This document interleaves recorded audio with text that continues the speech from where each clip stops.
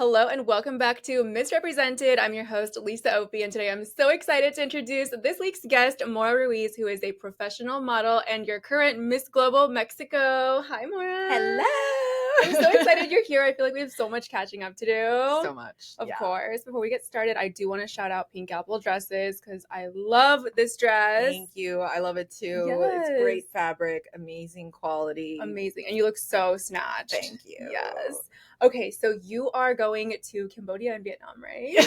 When? Tell me about the pageant. So I'm leaving January 2nd and I'm there until the 20th, potentially a little bit longer if I place top 5. And it's actually the first Grand Slam to be doing 2 countries. So we're doing Cambodia and Vietnam. I know, it's insane. Cambodia and Vietnam. So you stay longer if you're in top 5. What does that mean? Correct. So typically the location for the following year has already been scouted. Okay. So for example, the girls that won in Bali, they got flown to Vietnam.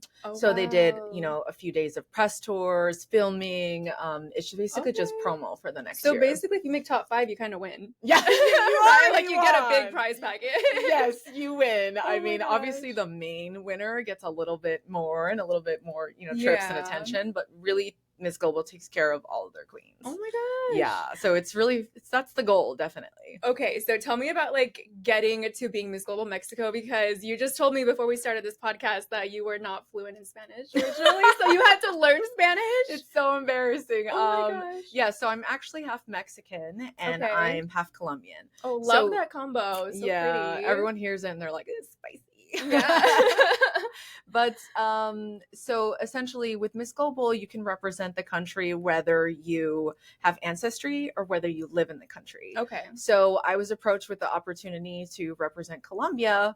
And I was, all in, I was 100%. And then the national organization of Miss Mexico caught wind that I, was coming, I wanted to compete, and that I was half, and they really loved me. They wanted to support me. And it was actually kind of insane how it happened. And they picked me to represent, to be the inaugural queen. So there were a lot of different girls from different systems in Mexico that they were looking at. And I wasn't even, on their radar. But once they spoke to me and they saw that I had already gone internationally, I've been to Dubai, I've been to Costa Rica, I placed top 10, in Costa Rica amongst the Miss Universe Mexico, Miss, World Canada contestants. And it was, they were like, we really want you to be our queen. So I was given that opportunity, and I had initially asked to be Miss Mexico, and they said that I couldn't. What? That there was, they said that there was a national organization, and if I wanted to, I would have to go compete for the title. Oh my gosh. And at that point I was like, I'm just at a level in my life where I just and then think, when Colombia wanted, they're like, oh wait, actually so it was like, it was I love that though, because they're both such strong countries and they were fighting over you. They were. It was and it was just it was an insane moment for me, I'm not gonna lie, because you work so hard and you just never think that, if you think about it, this is my 3rd time competing internationally, right? So it's, some girls don't even get 1 opportunity, and to have gotten 3, it's completely blown me away. And Mexico and Colombia, they're pageant countries. They're those are the ones that everybody watches. You're instantly famous. It's the sash factor. My coach says, he's 100%. Like, you have the sash factor when you go in, because everyone wants to see. I think because both countries take a lot of pride in preparing their queens. They take a lot of pride in, how we look, how we act. We work incredibly hard, and it's just really celebrated in the country. I didn't experience that same celebration until, for example, I went to Costa Rica and I was competing there, and I had done Miss Orb, and the way we were welcomed and loved and understood, it was unlike anything I had ever experienced. So, and I experienced that same love when I went to Mexico to crown the queen for the following year. It was just that same level of just understanding of what pageants are. I love that. So I feel like I've known you forever, and you've definitely been competing forever, which I love, but you have transformed. It's every year you get better and better and better. So tell me what goes into your lifestyle and preparing for pageants and just life in general. I think what you said, it's been a journey. And I think that, when somebody, because people always ask, what makes a winner, right? How does somebody win a large competition? Miss Earth, Miss Universe, Miss Supranational, Miss Global, how do you win those?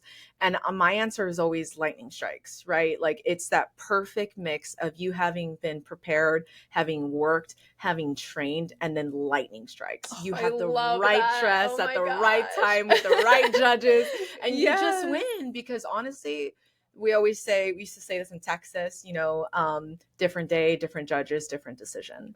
So you really don't know it. If you don't win, it's not that you were ugly, that you weren't good enough, or somebody else was better. It just wasn't your day, you know? So I think right now into my preparation, it's a lot about health and fitness, mental focus.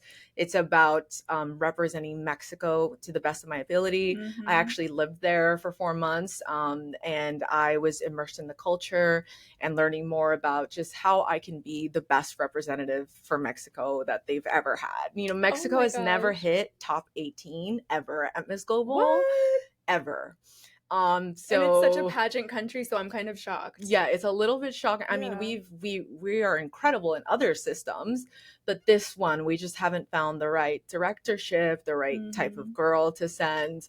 And this is new organization for Miss Global, so we'll see. I mean, here you are, like, served to Miss Global on a silver platter, so hopefully they take you. I hope so too, but you never really know how anything will pan out. So you grew up in Texas. What was that like as a Latina woman?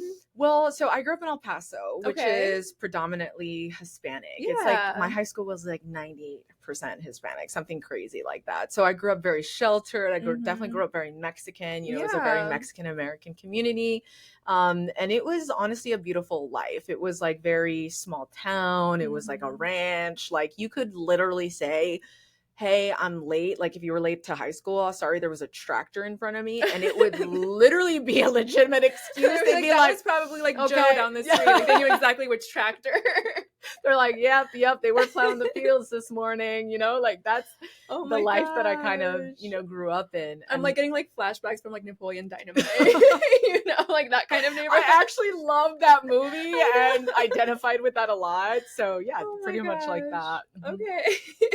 Pretty much Napoleon Dynamite. I love that. And now you're like here, Miami, LA, Mexico City, doing like really big things, like doing Sports Illustrated. Oh my gosh, tell me about that experience. Yeah, so this is crazy. So I actually landed top, I guess I would say top 80. I got a golden ticket with Sports Illustrated. Like major, because out of like 1 million girls. It was crazy. Wow. I think that year maybe 7,000 or 8,000 girls had applied in both in person, submitting their castings. And what happened was I had already submitted to Sports Illustrated before the previous year, and I was like, you know what, I'm just not gonna do it this year. And one of my friends really wanted to go to the casting, and she's like, let's just go to the casting, it would be really cool. Like the one in Miami. In Miami, like it was on location, so it was Sports Illustrated on location. Wait, what was that like? It was actually really cool. Okay. I mean typically at castings it's like very, I guess, not catty, but just a little bit competitive. And you can definitely feel some of the girls were competitive at that casting, but I think my mentality was, not that I don't want to be here, but I was like, I don't know, I was whatever just happens. Correct. I was like, whatever. I was like, whatever happens. And I'm standing in line, I'm wearing like a red tank, some jeans, like heels, and I'm just standing in line. Some lady comes up to me and she taps me in the shoulder. She's like, come with me. And I was like, what? I look at my friend and she's like, go, because everyone was waiting in line for the 3 interviewers. So I go, I follow her, and she's like, so like, what brought you here? And I was like, oh, I gave her, I talked to her maybe for like a minute, and she looks at me and she grabs my hand and she slips a golden ticket. I just got on my wrist. Oh my gosh. And I was like, and I was trying not to freak out because I always try to be conscious of other girls' feelings. Definitely, it must like the friend that made you come. Correct. That friend as well, just having known that they didn't get that same opportunity. Wow. And I just was like shocked. I was in complete shock. And it was probably, honestly, that was the first moment that I really felt like I was good enough for this industry. Wow. And I think it's really hard. It's really hard on you. You pick yourself apart. You're never good enough. You're never pretty enough. You're never, thin enough, fit enough, whatever that might look like. And that was really the first time I was like, if Sports Illustrated is saying that I'm good enough, they like handpicked you. I'm definitely good enough, And I had a situation, like a crazy situation with a stalker who actually, I know this is about to go south, who actually showed up at the next casting. So that was a pre-casting to the finals. Okay. So I was up and I was so frazzled. I was so like just not myself. I ended up not getting picked to be the Sweet 16. So and I'm not saying you made that it to the was step before Sweet 16. correct. Okay. So so I'm not saying that that was the reason, but my energy was so off that What day. happened? They just like, it was really sticky, but essentially he showed up to this event and found me, and it was it was pretty bad. Oh my Little bit dark, but gosh. everything happens for a reason. You Yeah. know, everything happens for a reason, and I'm so thankful to Sports Illustrated for giving me that opportunity. And who knows what can happen in the future? I might try again. You know, I Yeah. mean, who knows? I mean, I'm thankful for that family and for landing that opportunity. It was incredible. Well, I feel like you kind of like touched on something that I do want to talk about, which is like managing your image, you know, especially with like being a public figure now. What's it like, I guess, dating? We'll start with that one. Dating. Oh my God. I was actually just thinking about this, and dating is actually quite difficult. I'm not going to lie. I try not to lead with not like who I am, but I guess just basically just my online presence, right? I try not to lead with that. I try not to lead with my title. I kind of want people to get to know me for me and not, you know, kind of who I am. But I've had instances where guys will like find me on Instagram and they'll like DM me, and to me that's a little bit of like a like a red flag. And Like it's almost like you want to hide your Instagram from guys, because I don't know if you watch these like alpha male podcasts, but they're always like, if she has over 10,000 followers, then like she's for the streets. She's for the streets. Yeah. Yes! And I'm like, wait, because like we have a lot of followers. I know. And I'm like, well, we're not for the streets at all. Like we're pretty untouchable. I know. Like honestly, I've been dying to go on one of those alpha male podcasts because I like. Should we do it? Should we do it, Lisa? Yeah. Oh my God, I'm scared though. I'm like, they might just like edit me to make me look dumb. No, that's true. And I'm over 30, so they're like, they're gonna literally rip me apart. Yeah. I mean, yeah, no. So I've definitely done that. I think dating, exactly what you said. People have the like idea. Like some guys get starstruck. Like, oh my God, I went on a date. Oh, this is so ick. This is so ick. I went on a date with a guy and I didn't tell him like who I was. And within the first couple minutes, like I asked him, I was like, so what do you do for work? You know, to me, I'm not like fishing to figure out your salary. I just legitimately want to know what takes up most of your time. Like, what do you do? Yeah. And it's a conversation. Correct. Yeah. And he got a little offended, but at first he was like, I'm a Bollywood actor. And I was like, oh, I didn't like picture that. I was like a little shocked. I was like, oh, I thought maybe, you know, something in finance, you know, for someone with your personality. And he like kept up with the ruse and then finally was like, oh, I'm just kidding. You know, I just was a little bothered that you asked me so soon. I actually do private equity. And I was like, oh, okay. I was like, well, so you kind of read him. Yeah. I was like, oh, okay. I was right. I was like, oh, okay. I was like, well, you know, I'm Miss Mexico. And then he's like, oh yeah, I'm a Bollywood actor and you're Miss Mexico. I was like, no, I'm really I don't like Miss that. Mexico. And he's like, really? I was like, yeah. And I like showed him a picture and he flipped out. He's like, oh my God, can we take a picture? I want to send it to my mom, like a fan. And I'm just like, gosh. I was shook. I was like, this date's over. I was like, I'm definitely not too, and you know, really smart, charismatic kind of guy, but the fact that he like asked to take a picture with me to like send to his mom, like impossible for people like us today. I'm so grateful I've been with my partner for like years and years and years, like my whole life pretty much, because like now literally with everything I have, I cannot imagine. You almost have to date someone who has I hope this doesn't come across like corny or mean, but like someone that's more famous than you or more not into social media at all. Yeah. Like it's really going to have to be somebody in the middle, because anyone else is just going to get bothered or intimidated or not understand. Like, hey, I have to pull up my phone while we're at dinner, like take a cute little story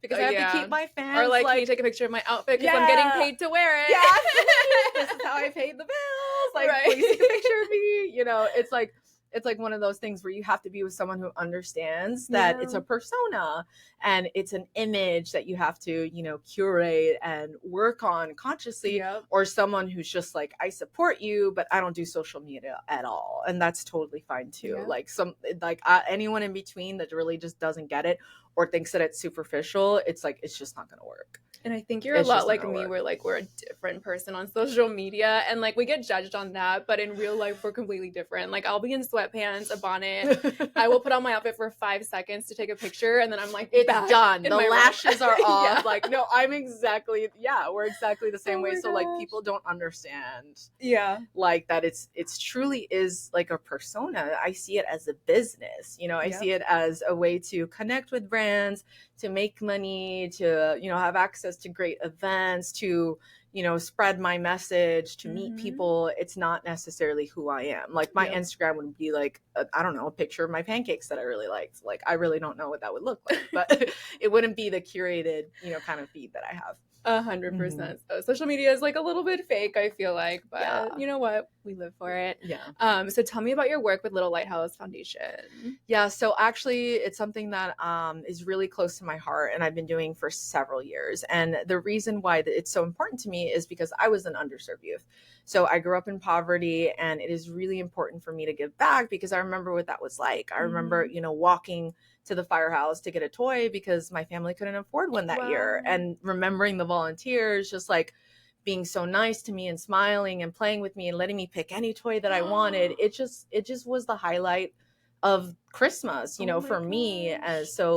And it was several people throughout my life, volunteers, that looked at me and said, you can be something. You're Wow. bigger than the poverty. You're bigger than, the town that you're in. You're bigger than the life that you have. And, my family, like I said, we grew up in poverty, but I was very blessed that we had a lot of love. Mhm. So as an adult, something very important to me has been giving back, and specifically to children. So the Little Lighthouse Foundation is the largest volunteer organization for underserved youth in South Florida. Wow. So we do, toy drives. We did a Halloween party. We do meal drives, and I participate, and I try to go to all the big events. Mhm. But one year I actually served on the board, so I will actually, it's just those things, that something that's such a core value of mine.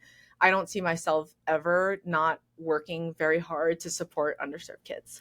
I love that so much. Yeah. And I feel like that probably made such a big impact on your life. And that's why you were like motivated to be successful now and give back as Miss Mexico. Yeah, Oh my exactly, gosh. exactly. And then as Miss Global, my hope is to establish a program. I'm still kind of toying around with the name, but maybe something like Global Children. And my goal would be, to every country that I visit, because Miss Global does travel a lot internationally, to establish this program. So have a toy drive or a meal drive and go into these underserved communities and spend time with these kids and just let them sign me up. I wanna Yeah, go. let's do it. Oh my gosh. I mean, And Global Children sounds like a really good name. right? Yeah, I got the chills. Yeah, Global Children. That's perfect. Don't trademark this, anybody, please. We're gonna do it right now. Yeah, I'm actually gonna hop off and go trademark this. Oh but my gosh. yeah, I mean, and then I have access to a lot of people internationally. I probably have a friend in every country with all the pageants that I've done, so I can ask them for help and support. So that's really my goal. My biggest goal walking into Miss Global is taking my love and my passion for helping children and really making it international. I love that. Oh my gosh, I'm so excited for you. So I know you're like super busy. What's like a typical day like for you? What's your lifestyle like? How do you stay fit? How do you stay healthy? Okay, so probably the biggest thing for me is if I don't work out first thing in the morning, I'm not going to do it. And I know this about myself. So as soon as I wake up, I do my workout. Cardio, some light weights, and then I have a healthy breakfast. So a typical day for me, it's really going to depend. If I have a shoot, I will likely just pack my stuff and get ready, go to the shoot, How hair often and makeup. do you shoot? Once, twice a week, something like that. It just kind of depends. And then the majority of what I do is content creation, so influencer work now.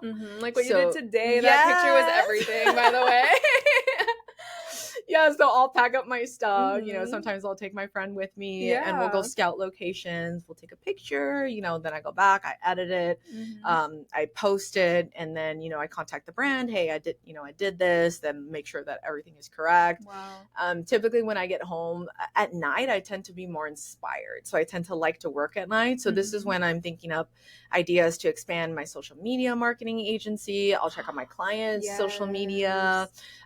So I do personal branding and social media as well. I take on, a few clients to help them grow their Instagram. Wow. So yeah, so I do that kind of on the side. And you're doing consulting too, right? Yes, Or is yeah. that, So like, that's all the in consulting. same? Yeah, so that's the consulting. Wow. It's like all wrapped into sort of one little bucket. So I'll like check in with them, make sure everything's all right. And then I'll, scroll on. Honestly, I'll spend some time on TikTok because that's a part of It's literally part of my job. I have to know the trends. I have to Right. know the buzz, what audios are trending. So spending 1 or 2 hours every day on either Instagram or Literally TikTok. research. It literally is like, if you're not like, I feel like sometimes when I'm talking to people who aren't in the social media world, they're like, I don't know, you scroll a lot. You Like, spend so much time on what are you TikTok. I'm like, doing? no, like I don't want to Like, do this, but it's like market research. you're like, it's like my job. Yeah. So then I'll usually do that. And then by the end of the day, I'll just go to sleep and then rinse and repeat. Wow. And then sometimes, of course, I'll do separate, sort of trips, or I travel a lot. So if I have an international booking, I'll do that. If I've got a Do you get local like booking, I'll do collaborations that. with like hotels and travel and stuff? Or? I need to. I've done some in the past, but I'm Yeah. gonna be really honest. I I need to focus more. I need to focus more. I have been very focused on Miss Global, and I haven't been so focused on my brand. So that's definitely something that I need to do. I need to create like a nicer website, do more travel content. You have it together though. Can I tell you something really cool? Yes. Okay, so I went to Bogota. Like I literally came back this morning, right? And I was looking at places to stay. And I was like, let me check out the W Bogota. So I like literally went to the geotag, and all the top posts were you. And I was like, oh my gosh, Maurah stayed there. Yeah, they were all you. It was amazing. So I'm like, you're killing it. Was that a yes. So actually, the W Bogota is one of my favorite hotels. Yeah. It was definitely a collab. Congratulations. It's yeah, huge. thank you. Yeah, so I've worked with them. I've done photo shoots for them, and then obviously promoting their suite. They have that really grand, beautiful suite. So I saw the pictures. Yeah, amazing. So I've taken content for them. Wow. I love that I'm the top too. Yeah, no, it worked because I was like, where do I stay? Yeah, so. Yes. No, it's actually quite incredible there. It's one of the top hotels in Bogota. It's beautiful. Wow. Shout out W Bogota. Yeah. If anybody, needs a place to stay, make sure you check them out. Tell them Maurah sent you. Yes, you have to. And check out her pictures, by the way. Go give my pictures a like, please. Yeah, well, you don't need them, but yeah, why not? Give her some love. Okay, so you're a social media consultant. Okay, so can you give our listeners some freebies? How do we go viral? How do we get started on social media? How do we find our niche?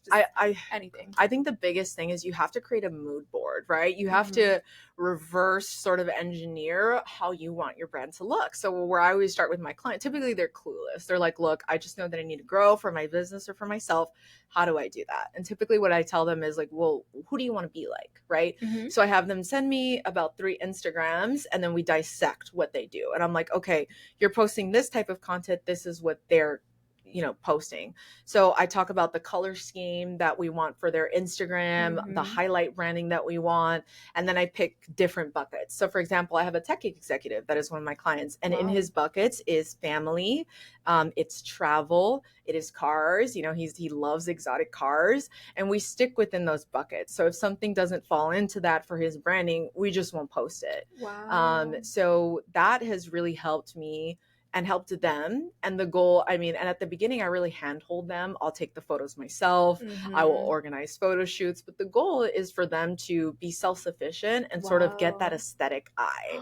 So I'm so proud of one of my clients. Like he'll, take a picture of something. He's like traveling in London. And I'm like, I can't believe you did that. Like that was so aesthetic. That was a moment. I'm so proud of you. So do you teach your clients how to take pictures too? Correct. Yeah, I'll teach them how to take pictures, and then they can send them to me and I'll edit them. So I'll edit them for lighting. I'll make them look better. Not different, not alter them, but just like a better version of them. What's like your favorite like editing app for aesthetics? I really like Lightroom. Okay. So I love making the greens more green, the blues more blue. And then in some cases I'll use like a filter, but for the most part, I really love Lightroom. That's like one of my favorite. And I really have been into also a recent one called Pixel Up.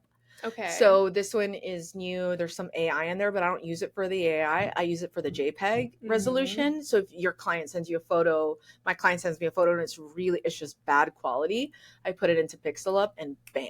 You're kidding. I swear. It looks like it was taken on a photo. Like I need that app. Like you ASAP. need this app. Like everybody needs this app, and I think it's free, or maybe I pay for it. I really don't know. I pay for my apps. It's worth it. It's so worth it. It's a write-off. It is a write-off. Yeah, so I recommend that. Oh my gosh. So speaking of AI, how do you feel about like ChatGPT and like all these like AI programs now for like phones? So I love ChatGPT. I actually use it a lot when I'm brainstorming. AI photos I think are great, but sometimes it's a little scary. It is. It's a little scary. I've seen a girl, for example, start to only post AI photos of herself, and she's like 40 pounds skinnier, and that's great. But if you want to work with brands, you show up in real life, and they're gonna be shocked that your appearance is so different. So I think there's something to be said, not about not editing, because all my photos are edited. Let's be honest, every photo is edited.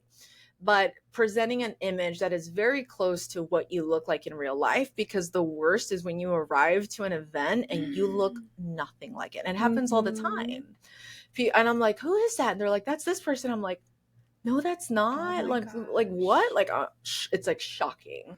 So I think AI creates, it's a little deeper into that world of it's aspirational. I think it's cute, and then it can end up being really toxic. And then it can be toxic because like this girl has not posted any natural photos of herself. They've all been AI, and I don't think people realize that it's AI. Some people, like, AI's gotten so great, some people don't know that it is. It's so good now. Like, I can't tell the you're difference. like, unless you say in the caption that it is, like, I would have no idea, no clue. Yeah, and that's where it gets so toxic, because even like Instagram filters and stuff, like I feel like that's led a lot of people to get plastic surgery, including myself, because I'm like, oh, I just need to fix this. I want to look like my filter. And now I look like my filter, but I'm like, what is AI gonna do to people, especially for their mental health and their body image? Like it's gonna be and I mean, I think a little darker side to it, and I get these emails and DMs all the time. They're like, do you want a chat bot? Yeah, like a chat bot of me. So it's my voice, it is my texting. I got the chills. And people can pay for it. Like, they can pay X amount a month, and they can talk about whatever. When I say whatever, I mean whatever. So a lot of people, it's more X-rated. Like, what's stopping people from like just doing it? Because they could literally take a couple of your pictures and then generate like an AI chatbot. Nothing. And like, you don't know what's out there. There's no honestly, there's no like strict laws against that. It's like the wild, wild west for real. It's like the deep fakes. Like, deep fakes started coming out, and I mean, literally anyone could take anyone's image, anyone's likeness, and do anything with it.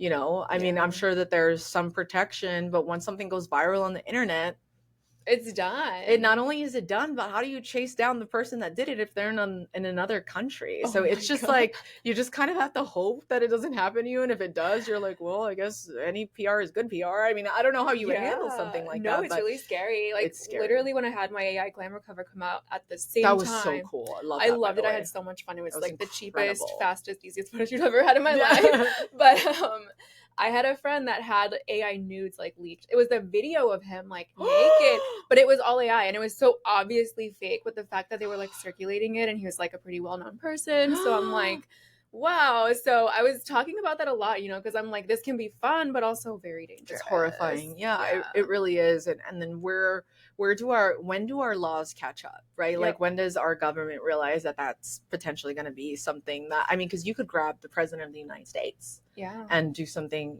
horrible with this image. So how do you control that, right? Like, how do you do that? So weird. And then what if it comes on TikTok, where like, that we don't have any jurisdiction in China where TikTok is based. So how do you do that? Like, it's just very sticky. Oh my gosh. I feel like you're so smart. I love like everything. I know like we've had like our talks about like crypto and stuff. Yeah. Do you have like a background in like finance or tech at all, in education? I don't, which is very interesting. I'm shocked, because I feel like you're like a finance bro.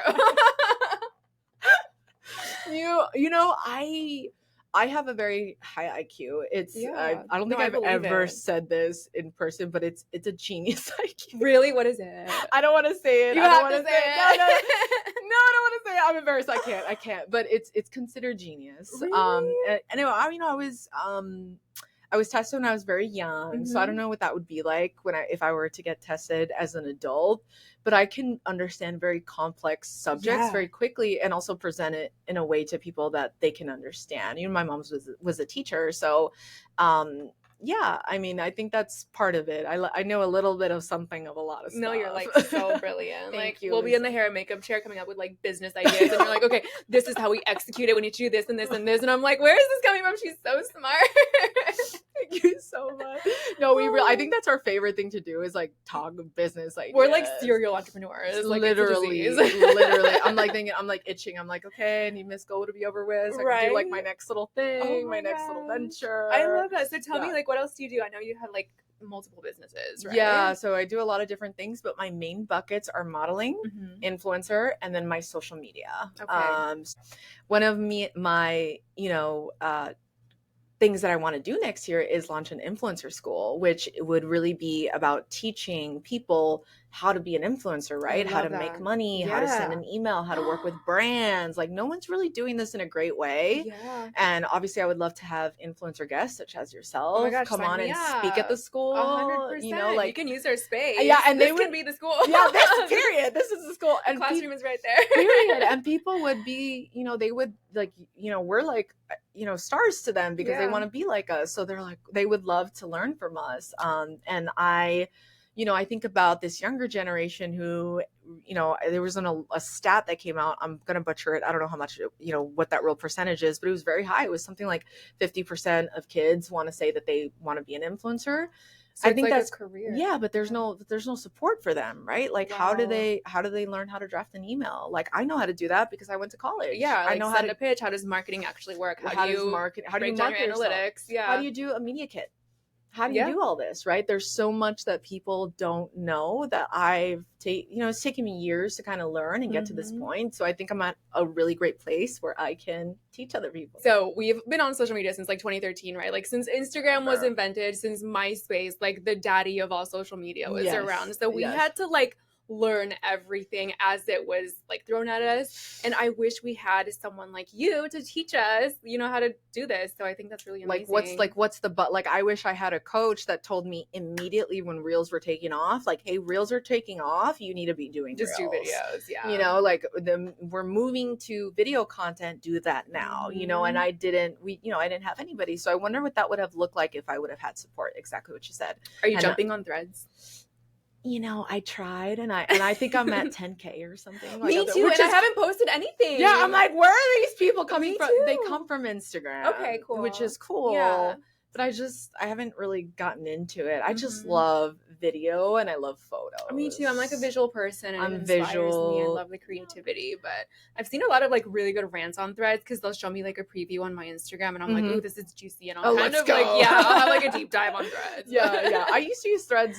Well, Twitter, I guess. I used to use Twitter, quite frequently. Yeah. And then I just stopped. But I think Threads is definitely a thing, 100%. Yeah. But right now, if anyone's listening that's on social media, you need to be focusing on your TikTok, 100%. Okay. I know we have to wrap it up, but really quick, TikTok shops, how do you feel about that? And how do you feel about overconsumption? So I agree with you. I was going to say that, obviously I think that TikTok is just doing incredible with the ads, and the influencers that are on TikTok shop right now are doing incredible. But I honestly feel that people are so desensitized to ads, they're just going to keep scrolling, and eventually it's not that it's not going to be as impactful, but I think it's going to kind of like be like Instagram. Do you remember when people first started advertising on Instagram using influencers? The detox teas, the whitening strips, it was like the first, and people were like, at first, you were selling every unit out of your detox tea when you had an influencer push it. Now an influencer pushes it and the audience is like, she got her bag, and they'll scroll to the next story. They're happy for the influencer, but they're not necessarily going to go buy. So unless you have an influencer who is known for being very authentic and not like a sellout, it's going to be a challenge for TikTok companies to find those influencers. They're going to be authentic, but right now it doesn't matter because everybody's buying. And everybody wants to be an influencer right now. So they are kind of selling out, and I'm seeing a lot of that right now. And they're making it because TikTok pushes those people. It pushes it. Yeah, exactly. And I think a lot of influencers are very comfortable on Instagram. Myself, being one of them, it's my bread and butter. And I just haven't really focused too much on TikTok, but that is also one of my big goals for the new year, to focus more on TikTok. Love that. Yeah. Okay, so before we wrap it up, I want to do a quick rapid fire, this or that. And you can elaborate a little bit because I like to you can tell me why. Okay, so first one, since it's coming up, Christmas or New Year's? Christmas, period. Yeah, I love presents. I love Jesus. Yeah. Pageant stage or modeling runway? Ooh, runway. Okay. That's a tough one because I love both, but I love modeling. Because it's just more like modeling. Edgy. It's more edgy. It's more me. Pageant's a little more staged, so I have to kind of, and there's more pressure. There's way more pressure too because it's a competition. Modeling is fun and it's art, so I really like that. Love that. Interview or onstage question? Ooh, I like onstage question. What? Yeah. Are you crazy? I'm like, put me in, coach. Because you're a genius. I'm like, I want to talk about global warming. Oh my gosh. I'm definitely interview. Beach or mountains? Oh, beach. Okay. I love the beach. I live close by the beach. Yeah. It's so beautiful. I Florida was just there girl. today. Yeah, Florida girl. It's beautiful. Love it. Coffee or tea? Coffee. Me too. Every morning. When you're from Colombia, of course. Colombia. Yeah, I always get my Juan Valdez when I get to. It's so like good. better there. It's like fresh. Oh, yeah. it was so good. I'm so sad to be back in America. I I go know. to Starbucks. It's such a depression, right? Yeah. You're like, oh, take the Fenty, please. I know. Mascara or falsies? I really like falsies. Me too. Yeah. Lisa lashes. Like it gives you that little extra confidence. Yeah. Yeah. We're like, I'm a drag queen. I need the lashes. I know the answer to this one, but Reels or TikTok? Honestly, TikTok. Wait, really? Yeah, I don't really. If you go to my reels, like I don't have that many reels. Oh my God. Okay. Yeah, I don't have that many reels. I love TikToks. Okay, last one. Urban or rural vacation? Oh my gosh, I would say urban. Really? I'm a city girl. Yeah, Even like for I would. vacation. Even for vacation, like I would love to go to Singapore, like museums, Dubai. like Dubai. Like I love that kind of stuff. You're That's more right. my vibe. Yeah, we need like a Sephora close by. So. Correct. Just in case, I can't be Love in the middle of that. nowhere and not have my things. No. Oh my gosh. Okay, well, thank you so much for coming on. Thank Where you can for we follow having like me. all of your social media? It's all the same across the board. So Love it's that. my name, MaurahRuiz, Mm-hmm. on Instagram, TikTok, and my website, maurahruiz.com. If you guys are interested in consulting services, you want to grow your social media, 100%. definitely send me a DM or fill out the form on my website. Love that. Thank Mhm. you so much.